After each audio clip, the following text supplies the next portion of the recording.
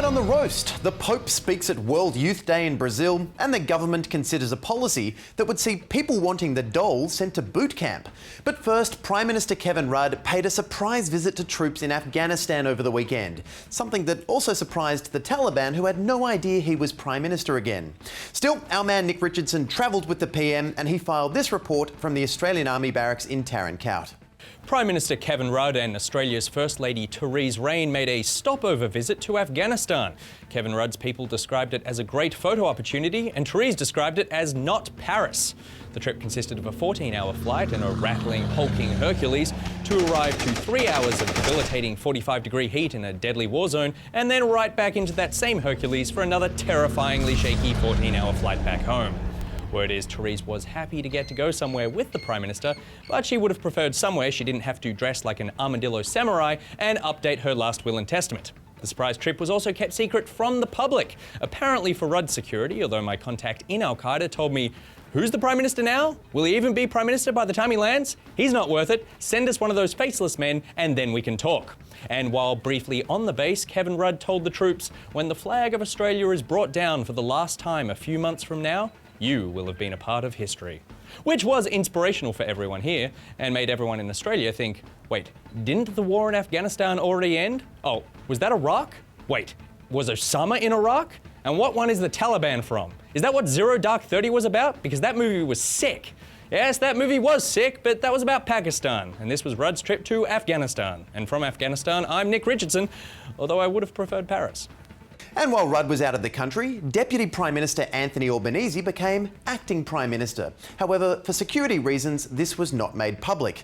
And since Albo couldn't tell anyone about it, we really didn't get a chance to enjoy his prime ministership, which is why we have decided to take a nostalgic look back on Anthony Albanese's reign in power. From July 28, 2013 to July 28, 2013, Anthony Albanese reigned as the Prime Minister of Australia. It was a time of uncertainty, turmoil and slight chance of showers. I spoke to some Australians about that amazing time. What's the one word you'd use to describe Anthony Albanese's Prime Ministership? Strong. Meaningful. I'm sorry, when did this happen? Look, when you talk about the great Australian Prime Ministers, I think Albanese would definitely be up there with Earl Page, but he was no Frank Ford.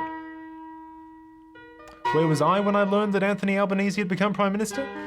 I was right here, you literally just told me.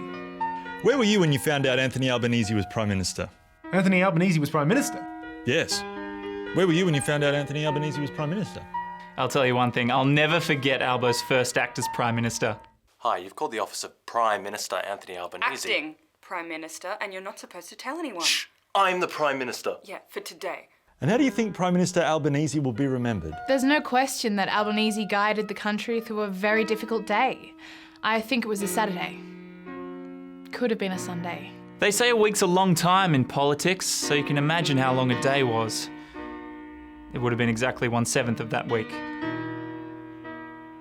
I'm sorry, why are we still talking about this?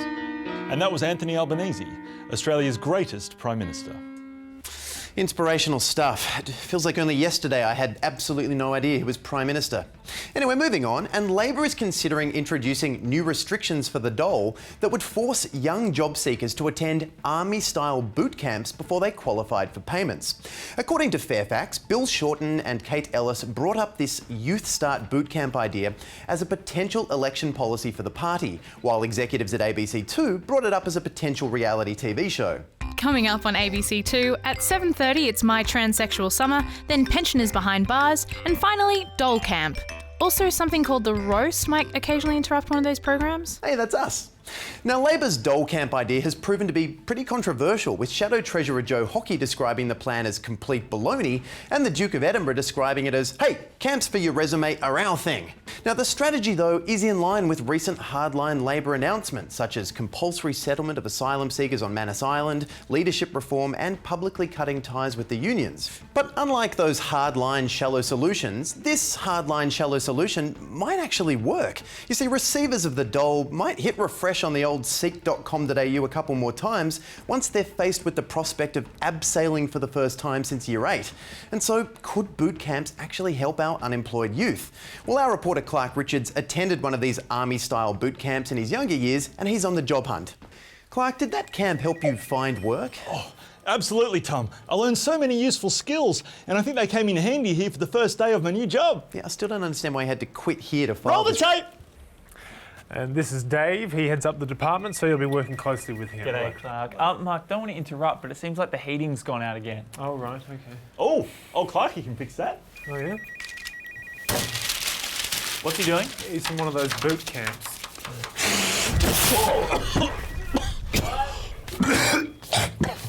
Sean here handles accounts. The water cooler's empty again. Oh, so important to stay hydrated, guys. Oh, is this okay? Oh, you want any cup? Okay. He's one of those boot camp people.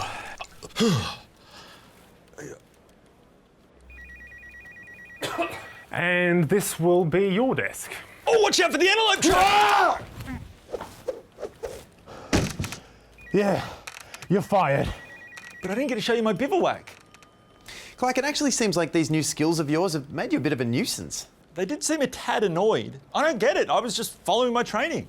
Hey, we've run out of push pins for the notice board. Oh, hang on. Clarky's got your back. Oh, they're back. I got his back. Well, finally tonight, Pope Francis was in Brazil over the weekend for World Youth Day, where he addressed a crowd of between 2 and 3 million people on Rio's famous Copacabana beach. It was the first official overseas trip for the 76-year-old pontiff and lover of feet, who used the moment to deliver a message of humility and living modestly from an epic Snow White stage dwarfed by an unnecessary animated cloud backdrop. Now, initially he was set to speak in a field, but moved the event to the beach at the last minute, which meant young people in jeans and nuns in their habits shared the beach with Rio residents, a group of people who traditionally make Jesus Christ look pretty overdressed. Still, with surf, sun, fun and 3 million Catholics, you know you're going to get some pretty wild times. Though, of course, to have those wild times, you have to get married first. Now, by chance, our reporter Mark Humphries is currently on holiday in Brazil. Mark, how's the trip? Oh, yeah, just great, Tom. White sand as far as the eye can see is what the poster said. All I can see from here is 3 million shins. Oh, I'm sorry. Have you had a swim? No, I'm terrified. There are too many people here, so the lifeguards packed up and left hours ago. Though I have to say, if you drowned here, now, in front of 3 million people and the Pope, it's probably meant to be. Yeah, probably.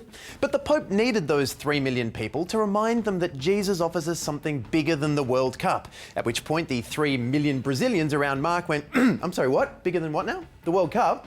The thing we've won 5 times? Who the hell is this clown? But more interesting than what the Pope said was what he didn't say, since he improvised and did not read one part of his address. And that's nothing new because the Pope enjoys speaking off the cuff. He's sort of an improv Pope. He feels the mood of the crowd and let's face it, when you're talking about the Pope, his crowd is pretty sympathetic. I mean, you're not going to heckle God's voice on earth, even if he is just making it up on the spot. Nothing could go wrong with that. Pope Francis, thank God you're here. There is a plane about to crash. What do you suggest we do? No sex before marriage. Still can't believe they don't write that stuff. But the problem with papal improv is that when he goes off script, like when he said that even atheists could go to heaven, it has a binding authority on the church. And because the Pope is infallible, it means if he makes a mistake, that mistake becomes right and everyone else is wrong. For example, when he delivers his weekly sermons, he delivers them in Italian, which is not his native language, so he sometimes uses the wrong words. But that doesn't mean he's wrong. It means Italy's wrong. Anyway, that's all from us tonight. So as the Pope would say, what's Italian for good night? Clark! Go! Hire me back! I also tied!